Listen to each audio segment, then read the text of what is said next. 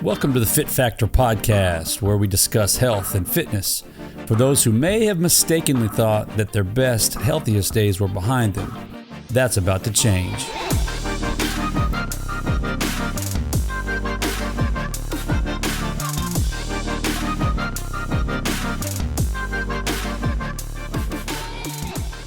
Welcome back to the Fit Factor. It's good to have you here today. My name is Nathan Redmond, and I am coming to you from Houston, Texas. I'm owner of It Factor Coaching up here in Houston, where I do some health coaching, some nutrition coaching, some personal training, and all in all, helping some adults win in their health. That's the most important thing I do every day, is help adults win in their health. I was once the guy needing the help that was not winning in my health, found a way to become a winner in my health, and decided to pay it forward and help a few other folks do the same.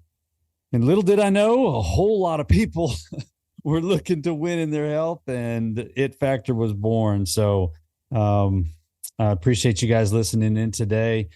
We are going to jump into a very interesting conversation today, and I'm not going to waste any time getting into this, but we're going to jump into an interesting conversation that I'm going to give some credit to my daughter-in-law, Kayla, for this. And I don't know if she'll ever hear this or not, but she spurred this on. If it were not for her, we would not be having this conversation today. And I would say, I can't really jump into what the conversation was without giving away what we're going to talk about. So I'll definitely bring her up later on and tell you how this all came about. But this past week, we were just having a conversation, and it was very eye-opening to me. We talked about some things that I'd never heard before. I'm the kind of person, especially when it comes to things that are health-related, if I hear anything new, I'll go down the rabbit hole, and I might go deep down that rabbit hole. And I've found myself going down this rabbit hole over these past few days. And I've mentioned this before.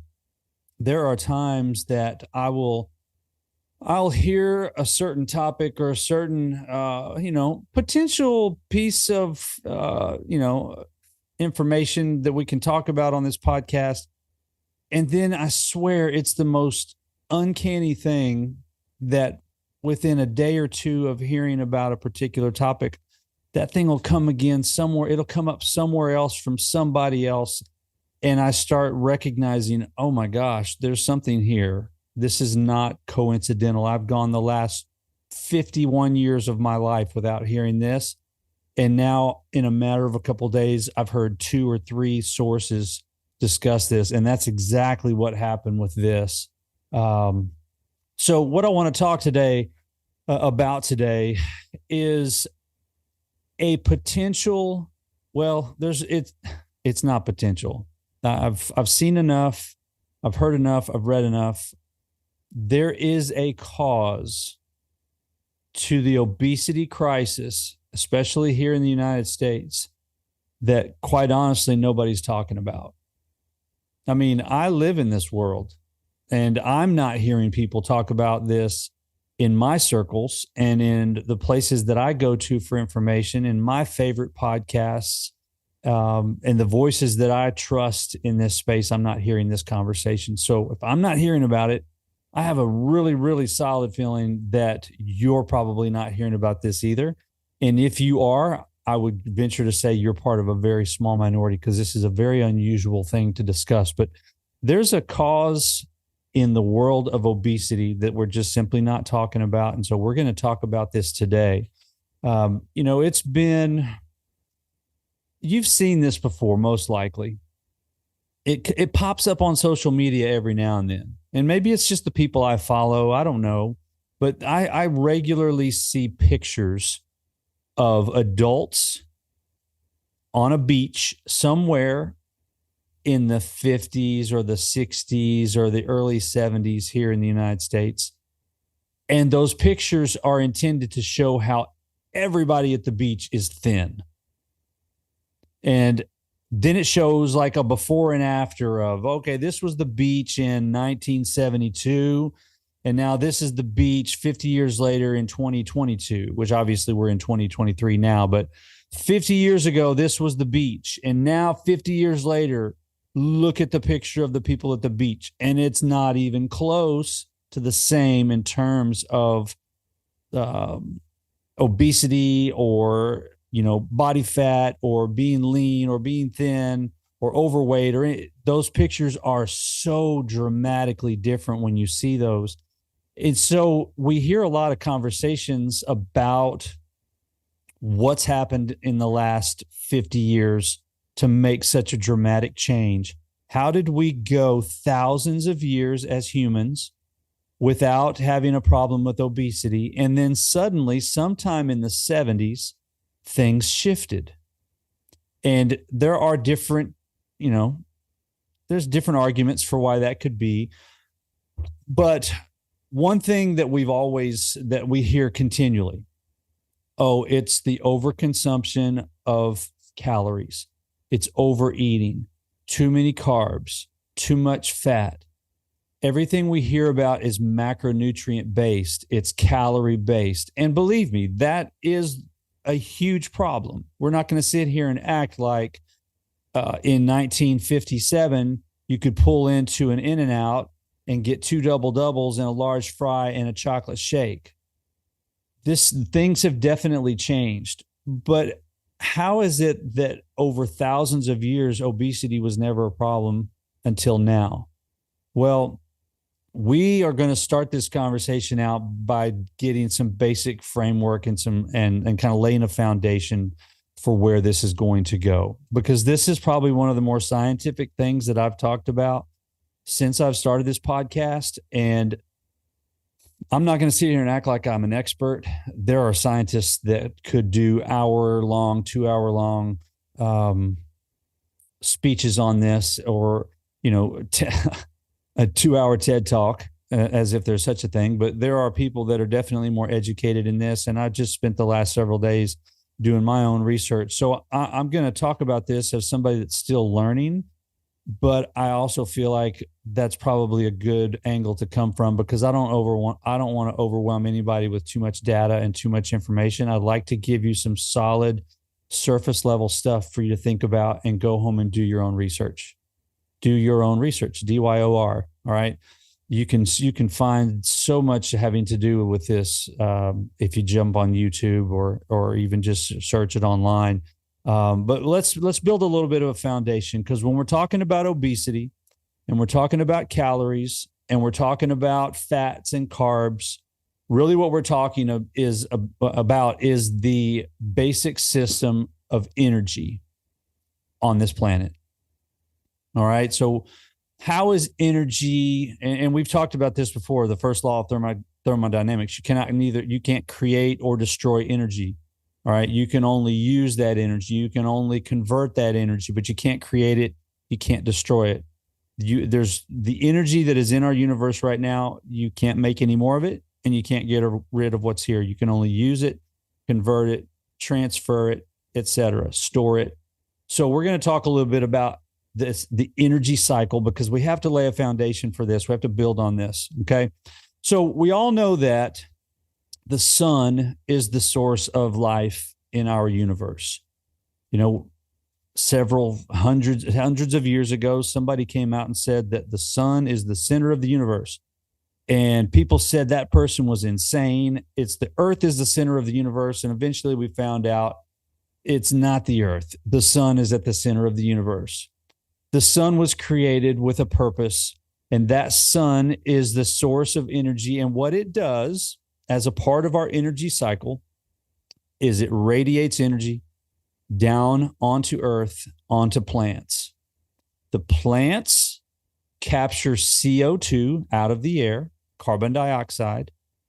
And what they'll do when they capture that and bring it into themselves, into the plants, is they'll begin bonding the carbon molecules together one at a time. And as they bond those carbon molecules together, they begin forming glucose and fatty acids, various forms of glucose, various forms of fatty acids, just depending on how many are bonded together. So what we do as humans, those plants have energy that they store inside of themselves, and the bonds that hold the carbon together are the energy. So let's just take as an example, let's take an apple. You eat that apple, and that apple is loaded with fructose. That's the sugar of that apple. That fructose is bonded, those carbon molecules are bonded together, and those bonds store energy. When we eat the apple, we digest the food, and the molecules of carbon begin to get broken apart. And when those bonds in between each carbon molecule break, that creates energy. That's all right. So we eat the plant, we eat the apple, the bonds of those carbohydrates get broken up during digestion, the energy gets packaged up, and that energy gets sent to this little bitty microscopic little sucker that we call the mitochondria. Now, if you're like me and you took science in high school or even in college, you remember the term mitochondria. That was the most important piece of the cell. When we talked about cells, cellular biology, the mitochondria was the king. That was the big dog of the cell. And so we probably all remember that term mitochondria. So that mitochondria, what it does is it takes these glucose molecules that have been broken apart, and it begins to create ATP, adenosine triphosphate. That's the energy that we use to function. For me to clap my hands, for me to be talking, for me to be moving my limbs, for me to run, for my brain to function, our mitochondria in our body creates ATP, and that's how we function. That's how we get energy. And then the beautiful cycle of energy, we exhale CO2, that CO2 goes into the atmosphere, that CO2 gets taken into plants, and the cycle continues. It's beautiful. It's perfect. It was brilliantly designed by a brilliant creator, and you could not possibly accidentally stumble across this system. I'm sorry if you think that it was an accident. You're just, I don't know what to tell you. I don't know what to tell you. The system is beautiful. It's perfect. Hey, I want to jump in here and just say a quick word for my company, It Factor Coaching. As we talk about obesity and the topic of obesity in this particular episode, 70% of American adults are either overweight or obese, and about 30% of Americans are type 2 diabetics. And these are the types of things that, quite honestly, they're reversible. They're problems that can be fixed, but sometimes you just need a little bit of help. We've got plenty of people that have done diets, and people have tried their methods for many, many years, some successfully, most not so successful. But that's where a health coach and a nutrition coach can come into play, and even a personal trainer. You don't have to live in the Houston area to do personal training with me. I do things virtually and online through an app. So I would love to help you out with whatever your health goals are, whether they're weight loss, whether it's building muscle, building your endurance, just getting more fit. I feel super confident that whatever you're looking to accomplish, I can play a role in helping you do that. So you can find me at www.itfactorcoaching.health. And we can just connect there and get the process started. But I'd love to meet you and talk to you and let you know exactly how I can help you meet your goals and eventually crush those goals. That's what it's all about, right?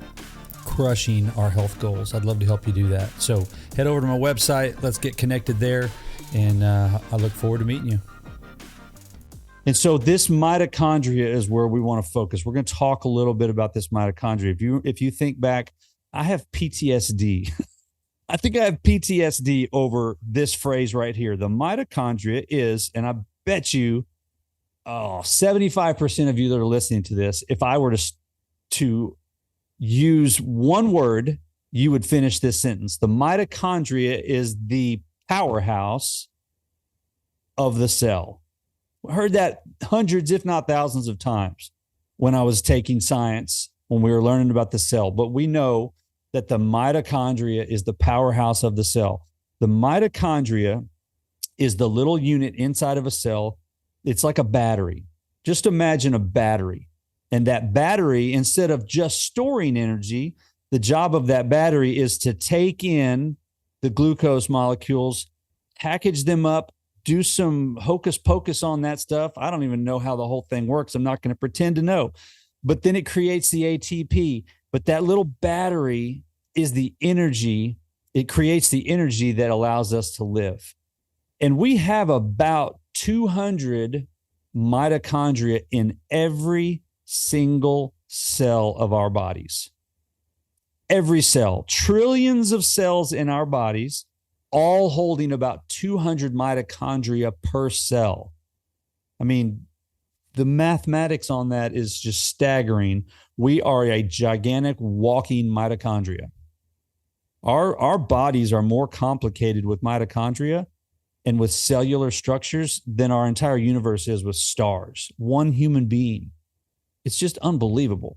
So we are one gigantic factory of mitochondria.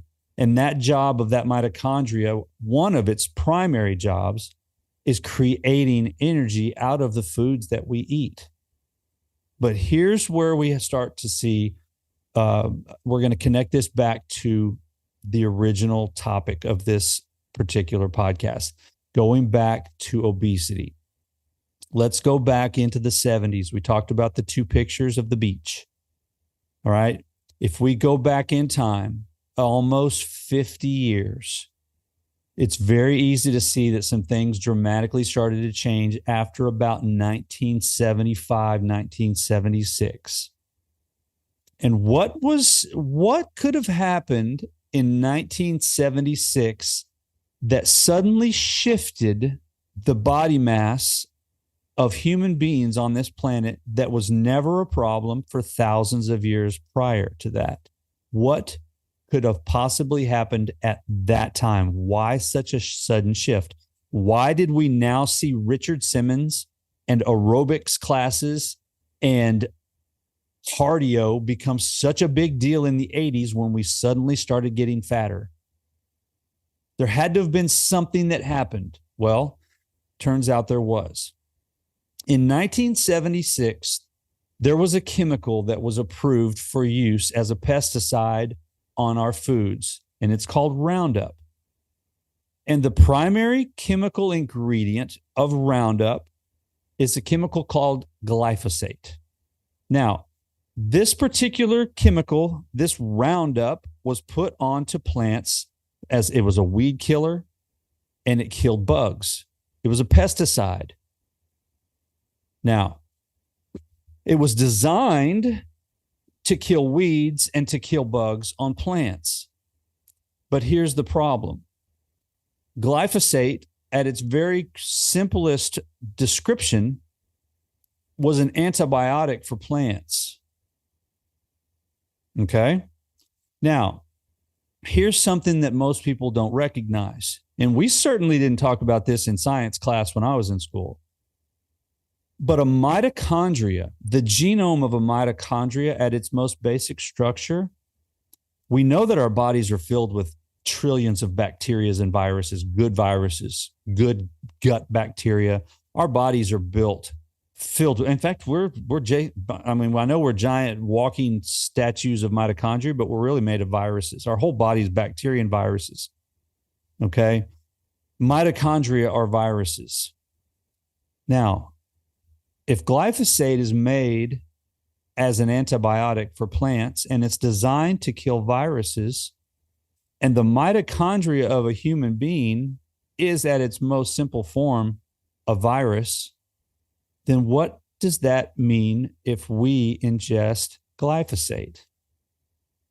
When glyphosates are inserted or ingested into the human body through the foods that we eat, fruits and vegetables, that glyphosate does its job.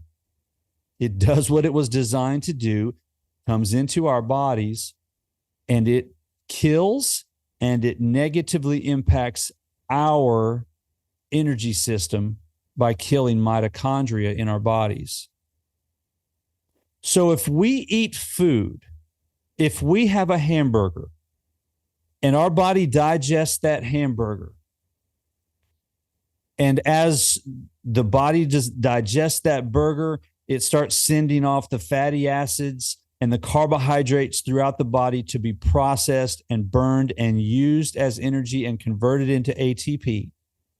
But the mitochondria that are responsible for creating that ATP are not there because they have been killed off by anything, whether it's glyphosate or any other reason for our mitochondria dying, and they do recycle themselves.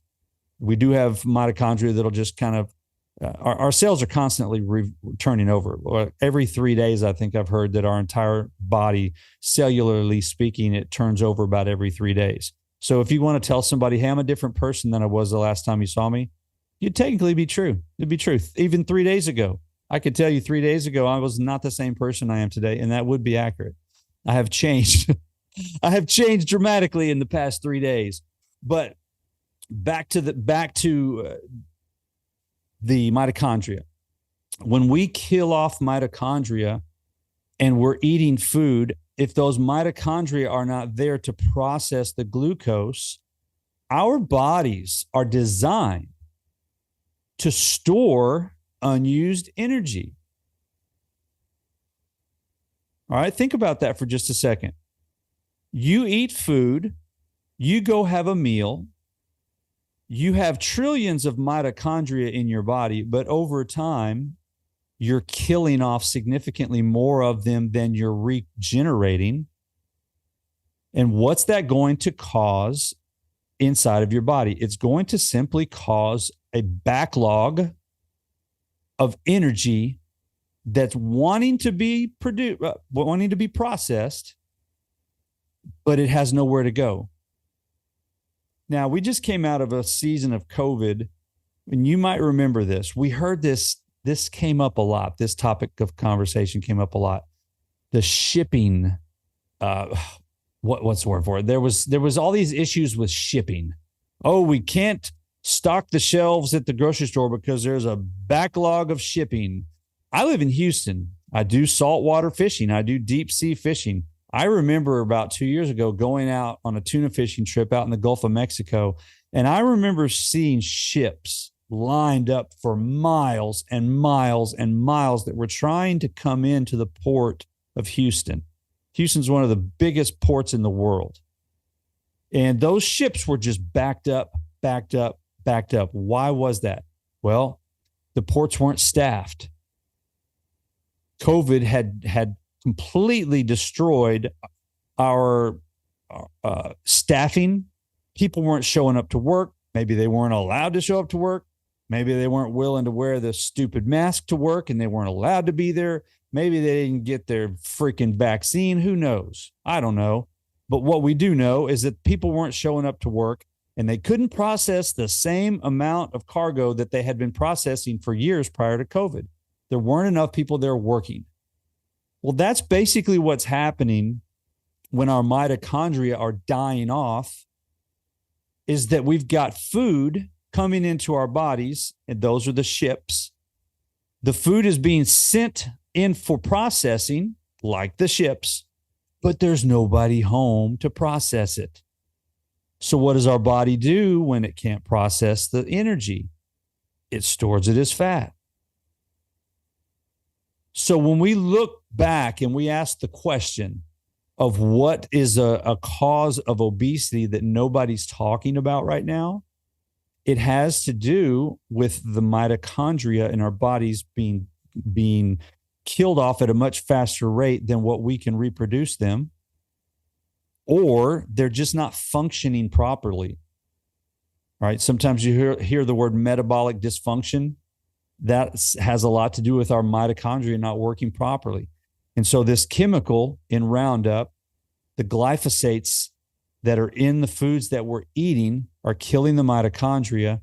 Our food doesn't have anywhere for that energy to be processed and used, and then it gets stored as fat. So this particular chemical, this insecticide, this pesticide, is actually a contributing factor towards obesity. It might not necessarily be that you're overeating. You might be, and this is probably something that so many people on a diet get frustrated with. You might be on a diet and you might know that you know that you know that you know you're in a calorie deficit, but you're not losing weight. It could possibly be because your mitochondria are not functioning properly. And no matter, even though you believe you're in a calorie deficit based on your energy expenditure that you calculate up and think, I know I'm burning at least 2,200 calories a day, and I'm only eating 1,500 calories a day, and I'm not losing any weight. You might not be burning as many calories as you think you are, for one. And number two, if you have issues with your mitochondria, then you're still going to have that shipping containers are still going to be backed up.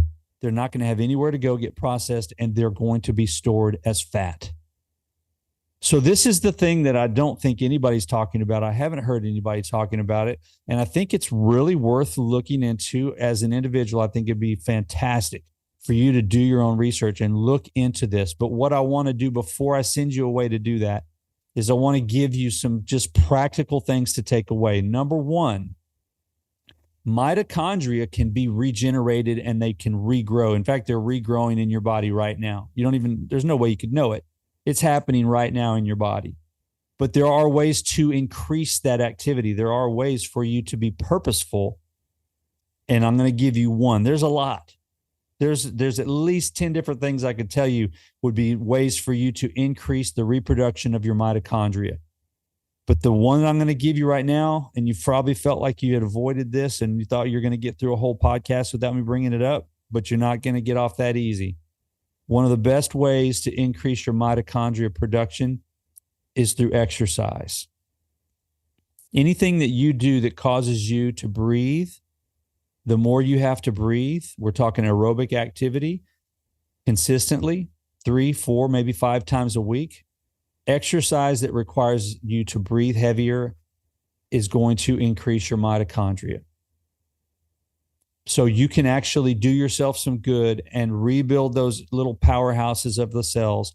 You can rebuild those little energy factories that are processing glucose and processing the food that you're eating by doing exercise, by exercising, especially doing cardio, especially doing things that cause you to breathe heavy.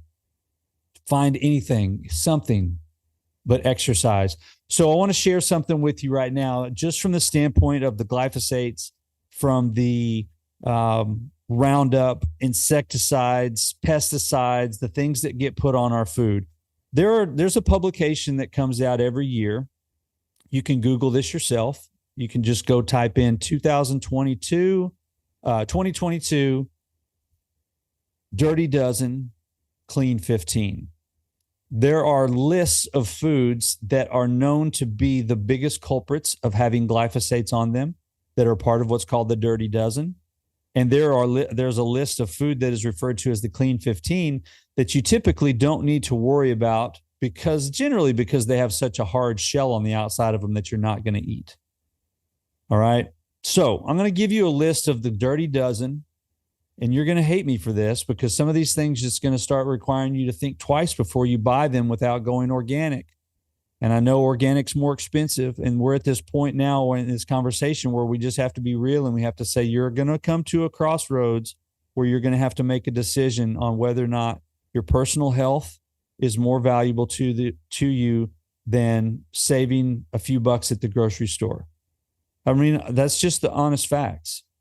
You're going to have to make a decision between, do I want to buy some of the do I want to buy clean organic foods, or do I want to just take a chance and roll the dice and keep eating things to save some money? So I'm going to give you the Dirty Dozen. And these are the things that you're going to want to start thinking. Do I want to go organic with those? The answer in my book here in my house is going to be yes. These are some changes we're going to make. And I'm going to be honest with you. I'm looking at this list right now, and there are some things on here that I don't buy organic, that I'm going to start buying organic now that I know what I know. All right. I can't play dumb anymore. I can't hide my head in the sand like an ostrich. These are things that from now on, I'm just going to be insistent here at my house. These are things we're going to spend the extra money on, and we're going to go organic. So here we go. Dirty Dozen. Number 1, dirtiest of them all, the most pesticide covered, most notorious pesticide fruit out there, strawberries. Strawberries. They're widely agreed upon as the dirtiest of the dirty dozen. Blueberries. Oh, that hurts so bad. That hurts so bad. I'm a blueberry fiend. I love blueberries. Spinach, kale, collards, and mustard greens. Nectarines, apples, grapes, bell peppers and hot peppers, cherries, peaches, pears. Oh, sweet Jesus. I had a pear today. I love pears. Didn't buy an organic one. That's going to change. Celery and tomatoes. I eat a tomato a day at least. Love tomatoes. Don't buy them organic. Gonna have to start buying organic tomatoes. Those are your dirty dozen. Clean 15. Thank God. Praise the Lord. The first one on here. I eat these every day because I feel like they're one of God's gifts to humanity. Avocados. Clean 15. Avocados. Sweet corn, which I can do without. Pineapple. Think about it. The husk of a pineapple, you're not eating that husk. It's protected. Same thing with avocado. You're not eating the shell. It's protected. Onions. I would probably suggest, this is just me, I would probably just suggest peeling off the first layer of that onion, getting down a little bit into the meat of it. Papaya, sweet peas, asparagus, honeydew, kiwi, cabbage, mushrooms, cantaloupe, mangoes, watermelon, and sweet potatoes. Thank you, Jesus. Sweet potatoes are in the clean 15. I'm a happy man. So glyphosates, guys, do your own research. Go as far down the rabbit hole as you want to. But even if you don't go down the rabbit hole, from this moment forward, you can't play dumb. You can't say, I didn't know, because Nate told you. He pulled the scales off your eyes if there were any there. Your mitochondria function is critical towards your health.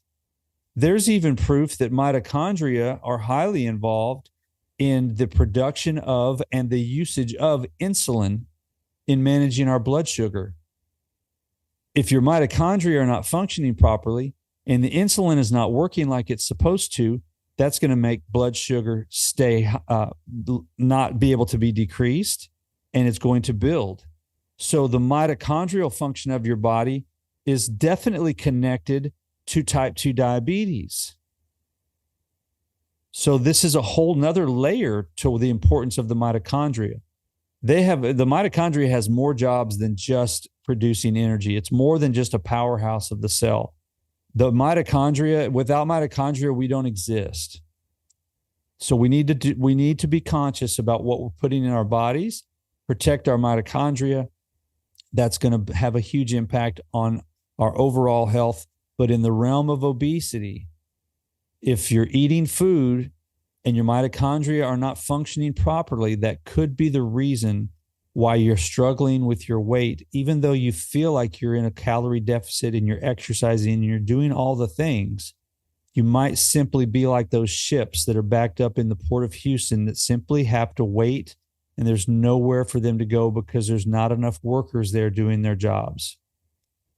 So something to think about, and I hope this is helpful for you guys. And if it was, I want to ask you to do me one big favor.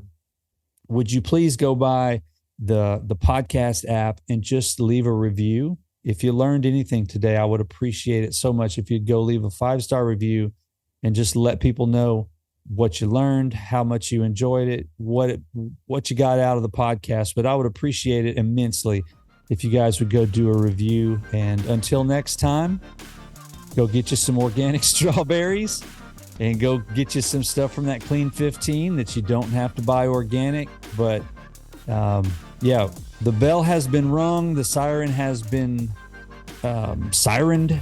Now you know, guys. Glyphosate. It's an evil sucker. It's an evil little sucker. And the crappy part about this is that our government lets us eat this crap.